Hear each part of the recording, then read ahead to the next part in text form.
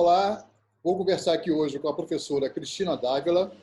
A professora ela é graduada em Pedagogia, mestre e doutora em Educação pela Universidade Federal da Bahia e atua na própria Universidade da Bahia como professora de Didática. Olá, professora, tudo bem? Olá, tudo bem, Sérgio? Prazer estar aqui, uma honra muito grande e Nossa, muito bom estar aqui. a senhora sabe que a Edmeia foi que indicou a senhora dizendo que a principal pessoa hoje da didática no Brasil é a Cristina Dávila. Edmeia é uma colega e é uma amiga maravilhosa. Não sei se chega a tanto não, mas é uma área que eu gosto e eu tenho me dedicado a essa área há mais de 30 anos. Eu conheço alguma coisa, mas Ótimo. a gente nunca sabe tudo, né? Exatamente. Eu tô trabalhando com esses vídeos por conta dessa nossa atual situação, que é a pandemia, onde os professores e alunos estão em casa e precisam passar alguma coisa. Então, pensando nisso, eu resolvi criar alguns vídeos para que eles possam vê-los e aí, a partir daí, entender melhor como é que é a educação usando a tecnologia. E aí, dentro desse contexto educacional, nós podemos admitir que a utilização de um aplicativo que foi construído com cunho social, ele pode ser considerado educacional? Olha, você está falando das redes sociais, né? Os Isso. aplicativos como WhatsApp, Facebook, Twitter, etc. Eu acho que eles são importantes, né? Aplicativos e ferramentas comunicacionais funcionam muito bem para isso, e no plano educacional, especificamente pedagógico, eles são potencialmente um suporte. Eu diria que eles não se constituiriam numa plataforma em si, né, de educação, mas que eles, de forma congregada, né, associada, eles poderiam ser utilizados de forma bastante significativa para a aprendizagem. E há diferentes maneiras de se utilizar o WhatsApp, mesmo o Facebook, etc. Né? O Facebook, por exemplo, né, que era o mais famoso, agora é o WhatsApp, Instagram também. No Facebook, por exemplo, você pode ter um apoio bastante importante, porque além do estudante ele poder colocar, como é que se diz, depositar tarefas solicitadas, ele pode estar agregando informações, ele pode estar levando links, né, outros, e, enfim, informações que sejam relevantes ao conteúdo da disciplina. Pode fazer, inclusive, diários também, diários compartilhados, pode haver compartilhamento de um trabalho em rede. A gente pode usar o Facebook como ferramenta assíncrona e assíncrona ao mesmo tempo, porque tem chamadas ao vivo também, isso é muito interessante, né?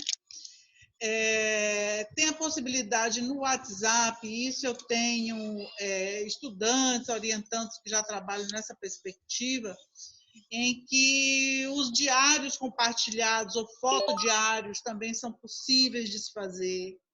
No Instagram, você pode utilizar o History, por exemplo, né, como possibilidade de armazenar alguma experiência educativa que seja importante na sua disciplina.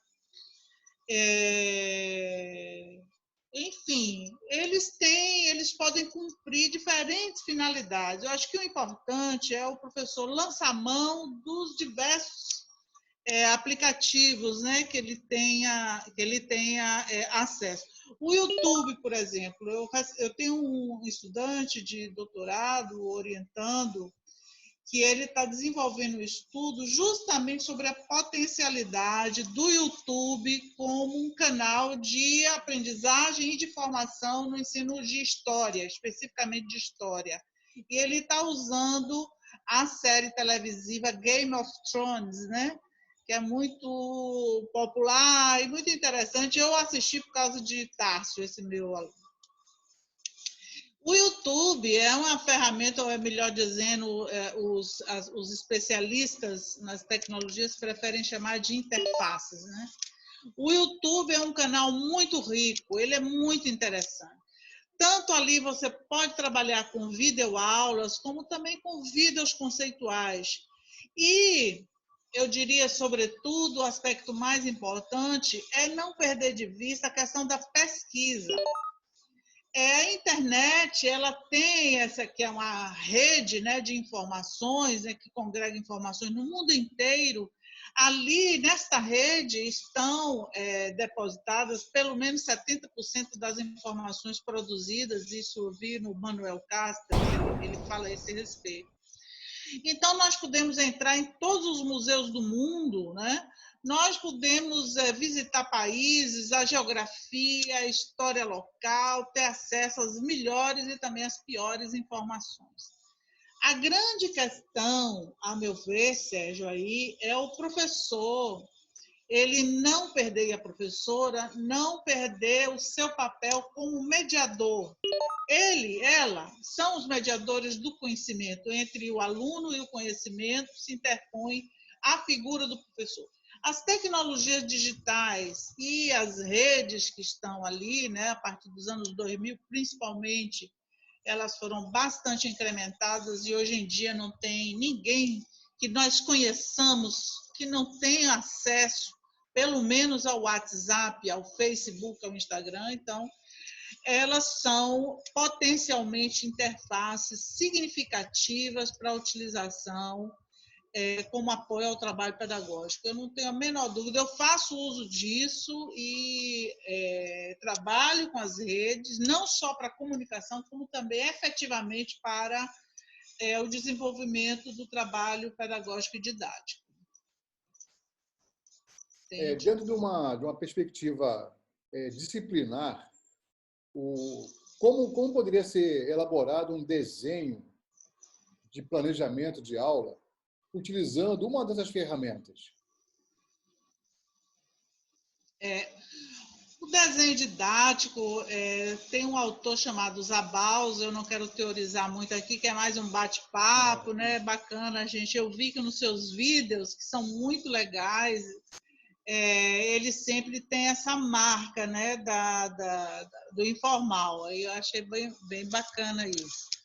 Mas tem um autor chamado Miguel Zabalza, né, um autor da área educacional, que fala em coreografia didática, que não é outra coisa senão desenho didático. Então, tanto no plano presencial quanto no online, ou na educação à distância, com o uso, né, das tecnologias digitais, né, a questão do online, o importante, como já falei, é que essa mediação que o professor vai fazer, ela rompa um pouco com aquele modelo tradicionalista, transmissional, né, da didática transmissível. Então, o professor, ele chega, ele reproduz o conhecimento, o aluno recebe, devolve ao professor e acabou, ele é o referente mais importante na relação ali. Acaba sendo um ensino muito referenciado na figura do professor.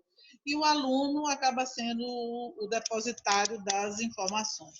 No plano presencial, isso ocorre dessa maneira, desde que a universidade se instituiu como tal, lá no século XII, tal do academicismo, né? E tem muito da tradição iluminista, né? Do racionalismo acadêmico mesmo, né? E nós reproduzimos isso ao longo de séculos e, infelizmente, na educação à distância, muitos professores fazem também desta maneira, né? Eles passam a tarefa, um texto, normalmente a linguagem escrita, embora a gente esteja mergulhado numa sociedade imagética, né? Mais do que nunca, da comunicação, sociedade da informação e da comunicação. E, em seguida, manda um questionário, os alunos respondem aos questionários, devolve, a pessoa avalia e, às vezes, dá o feedback, às vezes não dá o feedback. Essa é uma tradição que, me parece, vem sendo reproduzida na educação à distância e a gente precisa romper com isso. Então, você me pergunta que desenho didático eu posso ter. A primeira coisa é problematizar o conhecimento, né? Para o aluno, o estudante, ele pensar sobre algum assunto, ele precisa ser mexido, ele precisa ser mobilizado na sua estrutura cognitiva e, de alguma maneira, também sensível, né? Então, é muito importante que o professor ele trabalhe lançando perguntas, enigmas, problematizando o conhecimento, a fim de que o sujeito, o aluno, ele se sinta implicado e deseje responder aquela questão. Aquela grande pergunta, não é uma pergunta em si, mas uma questão que problematize aquele tema. A partir dali, dessa problematização, nesse desenho didático que eu vou estar te dando aqui, o professor ele deve entrar, evidentemente, que vão surgir dúvidas, né? O sujeito vai lançar, e não só na relação professor, um aluno, não, mas na relação com todos, é importante que essa mediação acabe se constituindo de forma compartilhada. A dúvida de um, portanto, um conflito cognitivo, vai se transformar em controvérsia coletiva.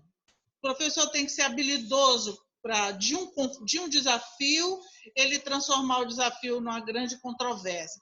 E aí, por exemplo, num fórum, eu uso muito a plataforma chamada Moodle, né, que é um ambiente virtual de aprendizagem. No fórum, eu sempre começo o fórum, os alunos já leram aquele texto, estudaram o assunto, então eu lanço uma questão.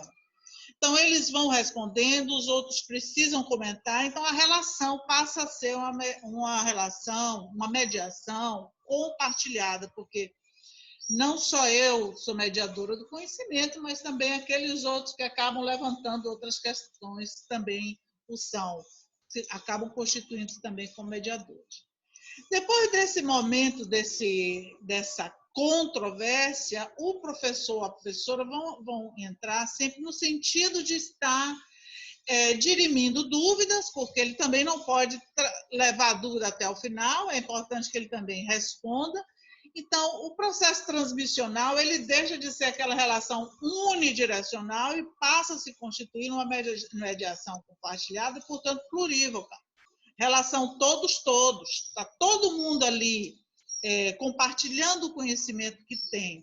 E o professor, que deve saber mais que os alunos, é óbvio, senão ele não poderia ensinar, ele, a partir do momento que a problematização é coletivizada, ele deve trazer algumas respostas, dirimir dúvidas, inocular outras questões, outros desafios e outras dúvidas. A partir desse momento, o estudante ele vai estar se apropriando desse conhecimento de forma mais significativa e vai poder fazer aquilo que a gente vai chamar aqui, tomando aí de empréstimo de David Ausubel, a ideia de ancoragem, né? Ele vai, portanto, ancorar agora o novo conhecimento a uma estrutura anterior que ele já possuía, que é um conhecimento pregresso, né? Então, quando ele faz este link, é sinal de que ele está se apropriando de modo a transformar aquela estrutura anterior num conceito, numa ideia, num valor, enfim, numa nova aprendizagem. Então, as aprendizagens, elas são processos, evidentemente, pertencentes a cada indivíduo, mas elas se dão de forma relacional. Então, não tem por que eu continuar com a ideia de somente estar trazendo a informação na tentativa de estar depositando na mente do aluno. Paulo Freire fez uma crítica muito severa a esse respeito, chamando essa pedagogia de pedagogia bancária, né? Aquela em que o professor deposita a informação na mente do aluno. Isso nós já sabemos, nós conhecemos, precisamos superar essa metodologia tão secular e passarmos a entender o processo, principalmente no online, de forma interativa. Marco Silva fala muito de interatividade. Sair da ideia somente de interação, professor-aluno, e trabalhar nessa perspectiva do todos, né? Problematizando o conhecimento de modo que todos possam interagir com ele, né? E aí, então, você vai estar trabalhando a interatividade. Bem, no momento em que o sujeito faz esse link que eu falei da ancoragem do conhecimento, ele devolve a bola ao professor. Ele responde. quer seja de forma adequada, não é, à expectativa que nós tenhamos a partir dos nossos parâmetros, quer seja de forma ainda faltando alguns aspectos, ou ainda não completo, ou de forma ainda difusa, cabendo ao professor, então, produzir sínteses e fazer com que este sujeito, o aluno, também produza sínteses. Então, ele sai, não sei se você percebeu, de uma perspectiva, de uma visão sincrética do conhecimento, seja ainda difusa, para uma visão de síntese. Ele percorre, ele faz toda uma curva no processo mediacional, na perspectiva problematizadora, na perspectiva construtiva de conhecimento, que não é exatamente construtivista, mas construtiva. Eu defendo uma perspectiva crítico-construtiva, né, que não deixa de lado a participação do sujeito, claro, de forma evidente, e também o seu potencial de criticidade, né, face aos determinantes que estão aí, que influenciam qualquer forma de produção do conhecimento humano. Fazer com que o aluno seja também protagonista, né, da educação dele, não é isso? Exatamente. Então, nós, no modelo troncular de ensino verticalizado, o protagonista é o professor. Nós já conhecemos isso. Ele fala, ele pergunta e ele mesmo responde, imagine. Quer dizer, quando o protagonismo passa a ser dos estudantes, esses estudantes deverão estar fazendo as perguntas, né? Mais importante até do que você estar fazendo as perguntas é fazer com que eles também te perguntem e possibilite essa rede. É justamente esse rizoma, essa perspectiva rizomática que a gente quer na sala de aula. Não só na sala de aula no presencial, mas também no online. E aí a utilização, por exemplo, no Moodle, que é uma plataforma muito interessante, é um ambiente virtual de aprendizagem, mas o Facebook pode ser um ambiente virtual de aprendizagem também, né? Pode se constituir como tal, né? É muito importante, portanto, que a gente, ao utilizar um fórum, ao utilizar um chat, a gente faça de modo que as pessoas sejam convidadas a se colocarem. E o professor passar a fazer tarefas criativas, não só aqueles questionários que ele vai responder e você vai corrigir, mas, por exemplo, você pode pedir aos alunos para criarem uma live, como essa que você está produzindo, né? Então, são tão interessantes e tão ricas, sobre determinado assunto. Você pode pedir para que eles façam pesquisa no YouTube sobre variados temas. Você pode solicitar que o aluno, sobre determinado tema, utilize as tecnologias e faça uma animação, por exemplo, um filme, a partir de uma animação. Tem vários aplicativos, né, que são bastante funcionais, bastante interessantes. Você pode estar solicitando a construção de mapas conceituais, de mapas mentais, de verdadeiras cartografias do conhecimento. Hoje em dia eu tenho trabalhado muito com constelações. Gosto muito dessa ideia das constelações, né? Que ele pode fazer artisticamente, numa cartolina e tal, mas ele pode fazer usando as ferramentas mais sofisticadas que o computador e que a internet nos favorecem, né? E tem 1001 possibilidades. O que eu vejo, por exemplo, eu tenho um filho que tem 16 anos, que está no ensino médio, e agora eles estão usando a modalidade do ensino remoto, né? Então, é aquela mesma carga horária presencial agora na educação à distância e online. Então, eles fazem aula de 1 hora e dão um intervalo, depois voltam. Mas eu não vejo mudar muito a perspectiva transmissional. Eu acabo de fazer uma lista de pontos para reunião de pais e mestres solicitando, e eu incluí justamente esse ponto, junto com outros pais, mas eu que incluí esse, dizendo, olha, é necessário mudar o plano didático-pedagógico, é necessário inserir esses meninos de forma mais inteligente na cibercultura, como pesquisadores, capazes de discernir sobre sites que são bons, daqueles que não são tão bons assim, e serem pessoas criativas, porque eles fazem canais no YouTube, eles fazem tudo melhor do que nós. E a gente chega na educação online e repete a mesma tradição troncular, vertical, né? Isso eu acho que é uma grande perda, né? Eu penso assim que quando você utiliza um aplicativo que tem toda essa potencialidade, talvez a maneira de ensinar seja invertida. Eu posso, ao invés de levar o meu conhecimento para o aluno, eu conseguir identificar se aquele aluno já tem um conhecimento. Quando ele faz o filme, ele tem que marcar o tempo do filme, isso é matemática. O tema que ele vai abordar, ele vai precisar estudar. Então, eu posso, a partir de uma coisa que ele preparou, a partir dali, fazer novas colocações e perceber se realmente ele entendeu o conceito da coisa. Perfeito. O primeiro ponto, você perguntou sobre o design, né? Isso. Então, a coreografia, esse design, esse desenho didático, ele tem que partir sempre de uma problematização, mas não pode deixar de lado a sensibilização. Então, isso que você está dizendo, o que é que o meu aluno traz, é de fundamental importância. Ninguém chega na escola com a mala vazia, né?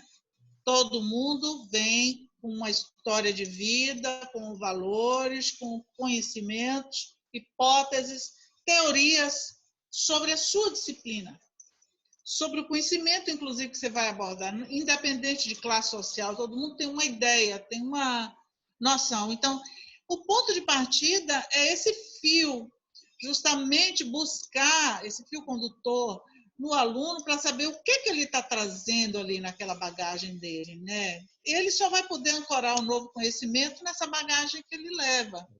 Ausubel chamou essa questão dessa bagagem de conceitos subsunsores, que são justamente aquelas noções sobre as quais a gente vai fazer com que ancore os novos conhecimentos, capazes de transformar os conhecimentos anteriores. Então, se eu não tenho conhecimento do que conhecem os meus alunos, fica muito difícil qualquer didática funcionar.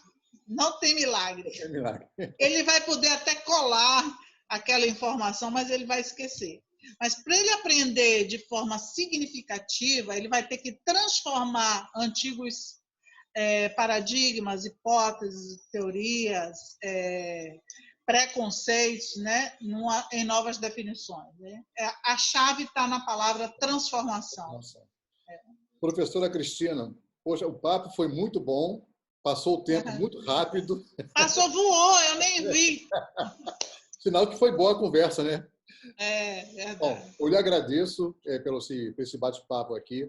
Eu tenho certeza que o que a senhora disse, o que você falou, vai ser de muita utilidade para os meus professores aqui em Saquarema.